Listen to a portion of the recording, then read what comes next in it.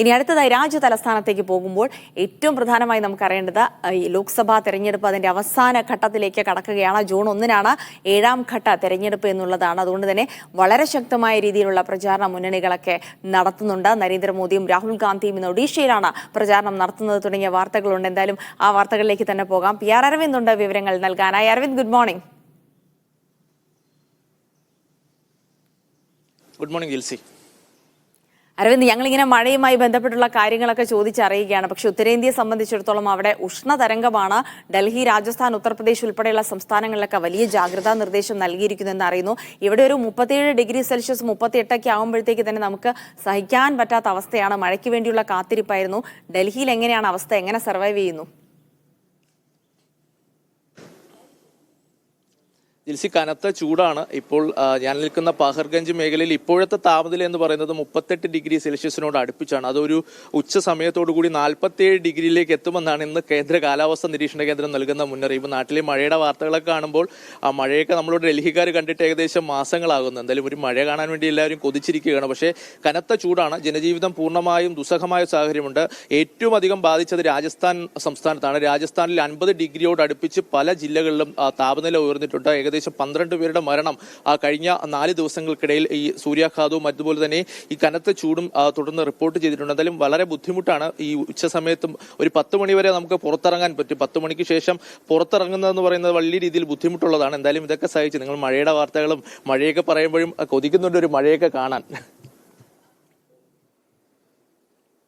ശരി അരവിന്ദ്, മഴയുടെ എന്തായാലും ഞങ്ങൾ ഇതുപോലെ തന്നെയായിരുന്നു. വലിയ ചൂടായിരുന്ന സമയത്ത് ഒരു മഴ കാണാൻ വേണ്ടി കൊതിച്ചിരുന്നു. ഇപ്പോൾ ദുരിതാശ്വാസ ക്യാമ്പുകൾ തുറന്നു എന്നുള്ള വാർത്തകളൊക്കെയാണ് കേൾക്കുന്നത്. ഇനി എന്തായാലും 3-4 ദിവസത്തിനകം കാലവർഷം കൂടി എത്തുന്നതോടുകൂടെ തന്നെ അത്തരം വാർത്തകൾ കൂടി കേൾക്കേണ്ടി വരുമെന്നുള്ള ഒരു സങ്കടകരമായ സാഹചര്യം കൂടിയുണ്ട്. പക്ഷേ എന്തായാലും മഴ പെയ്തതിൻ്റെ ഒരു ആശ്വാസം ചെറുതൊന്നുമല്ല. എന്തായാലും ഡൽഹിക്കാർക്ക് വളരെ പെട്ടെന്ന് തന്നെ ഒരു മഴ ലഭിക്കട്ടെ എന്ന് ആശംസിക്കുന്നു.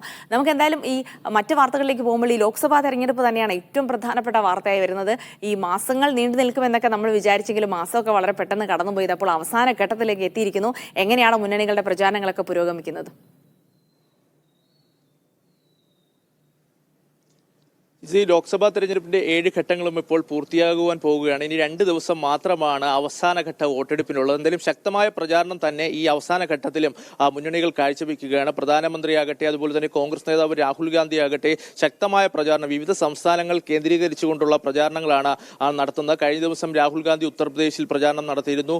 നരേന്ദ്രമോദി ആകട്ടെ ബംഗാളിലായിരുന്നു കഴിഞ്ഞ ദിവസം പ്രചാരണം നടത്തിയത്. ഇന്ന് ഇരു നേതാക്കളും ഒഡീഷയിലേക്ക് എത്തുകയാണ്. അവിടെ വിവിധ റാലികളിൽ ഇരു നേതാക്കളും സംസാരിക്കും. കാരണം പ്രധാനമായും ഒഡീഷയിൽ നിയമസഭാ തെരഞ്ഞെടുപ്പ് അടക്കം നടക്കുന്ന ഒരു സാഹചര്യമുണ്ട്. അതുകൊണ്ട് തന്നെ ശക്തമായ പ്രചാരണം ഈ സംസ്ഥാനങ്ങളിൽ നടത്തി പരമാവധി വോട്ട് തങ്ങളുടെ പാളയത്തിലേക്ക് എത്തിക്കുവാൻ തന്നെയാണ് BJP ആയാലും അതുപോലെ തന്നെ ഇന്ത്യ സഖ്യമായാലും കോൺഗ്രസ് ആയാലും ശ്രമം നടത്തുന്നത്. നമുക്കറിയാം കഴിഞ്ഞ 6 ഘട്ടങ്ങളിലും പോളിംഗ് ശതമാനം അടക്കം കുറഞ്ഞതിൽ രാഷ്ട്രീയ പാർട്ടികൾ ആശങ്കയിലായിട്ടുണ്ട്. അത് ആർക്ക് ഗുണകരമാവും അല്ലെങ്കിൽ അവകാശവാദങ്ങളെല്ലാം തങ്ങൾക്ക് ഗുണകരമാകുമെന്ന അവകാശവാദം ഇന്ത്യ സഖ്യമായാലും ഇന്ത്യ ആയാലും ഉയർത്തുമ്പോൾ ക്യാമ്പുകളിൽ ആശയക്കുഴപ്പവും അതുപോലെ തന്നെ ആത്മവിശ്വാസക്കുറവെല്ലാം നമുക്ക് കാണുവാൻ സാധിക്കും. 7ാം ഘട്ടത്തിലും നിരവധി പ്രമുഖരടക്കം ജനവിധി തേടുന്നുണ്ട്. നരേന്ദ്രമോദിയുടെ മണ്ഡലമായ വാരണാസിയിൽ 7ാം ഘട്ടത്തിലാണ് വോട്ടെടുപ്പ് നടക്കുക. ഇതുകൂടാതെ തന്നെ വിവിധ സംസ്ഥാനങ്ങളിൽ ഹിമാചൽ പ്രദേശിൽ വോട്ടെടുപ്പ് നടക്കുന്നുണ്ട്. ഹിമാചൽ പ്രദേശിൽ സിനിമാ താരമായ കങ്കണ റണാവത്ത് മത്സരിക്കുന്ന മാണ്ടിയിൽ വോട്ടെടുപ്പ് നടക്കുന്നുണ്ട്. ഇതുകൂടാതെ തന്നെ കേന്ദ്രമന്ത്രിമാരടക്കം ഈ 7ാം ഘട്ടത്തിൽ മത്സര രംഗത്ത് ഉണ്ട്. അതുകൊണ്ട് തന്നെ ശക്തമായ പ്രചാരണം തന്നെയാണ് ഇരു സഖ്യവും കാഴ്ചവെക്കുന്നത്. ഇന്ത്യ സഖ്യമാവട്ടെ വലിയ രീതിയിൽ ആത്മവിശ്വാസത്തിൽ മുന്നോട്ട് പോകുന്നു. കഴിഞ്ഞ ദിവസങ്ങളടക്കം ഇന്ത്യ സഖ്യ നേതാക്കളുടെ പ്രതികരണങ്ങൾ പരിശോധിച്ചാൽ ശക്തമായ ഒരു പോരാട്ടം കാഴ്ചവെക്കാൻ സാധിച്ചതിന്റെ ആത്മവിശ്വാസം ഇന്ത്യ സഖ്യത്തിലുണ്ട്. അതേസമയം നമുക്കറിയാം ആദ്യഘട്ടത്തിന് മുമ്പ് നരേന്ദ്രമോദിയുടെ പ്രചാരണം മോദിയുടെ ഗ്യാരണ്ടി എന്ന് പറഞ്ഞുകൊണ്ടായിരുന്നു. പക്ഷേ അതിനുശേഷം ഈ പോളിംഗ് ശതമാനം കുറഞ്ഞതും അതുപോലെ തന്നെ വിവിധ കാരണങ്ങളും അവരെ ആശയക്കുഴപ്പത്തിലാക്കുന്നു. അതുകൊണ്ട് ഈ പ്രചാരണ തന്ത്രങ്ങളടക്കം മാറ്റി വലിയ രീതിയിലുള്ള മുസ്ലിം വിരുദ്ധ പരാമർശങ്ങളും മറ്റ് പരാമർശങ്ങളടക്കം നടത്തിക്കൊണ്ടായിരുന്നു BJPയുടെയും പ്രധാനമന്ത്രിയുടെയും പ്രചാരണം മുന്നോട്ട് പോയത്. എന്തായാലും ലോക്സഭാ തെരഞ്ഞെടുപ്പ് അതിന്റെ അവസാന ഘട്ടത്തിലേക്ക് എത്തി. ഒരുപക്ഷെ 2 മാസത്തിലേറെ നിന്ന് നമ്മൾ വളരെ കാലതാമസം എടുക്കുമെന്ന് വിചാരിച്ച് ലോക്സഭാ തെരഞ്ഞെടുപ്പിന്റെ അവന്റെ അവസാന ഘട്ടത്തിലേക്ക് എത്തി. എന്തായാലും അവസാന ഘട്ടത്തിന്റെ ആലസ്യമൊന്നും രാഷ്ട്രീയ പാർട്ടികൾക്കില്ല. ശക്തമായ പ്രചാരണം തന്നെയാണ് ഇരു മുന്നണികളും കാഴ്ചവെക്കുന്നത്. ജിൽസി, എണ്ണിപ്പറയും ഓരോ വോട്ടും. June 4 media 1-നൊപ്പം.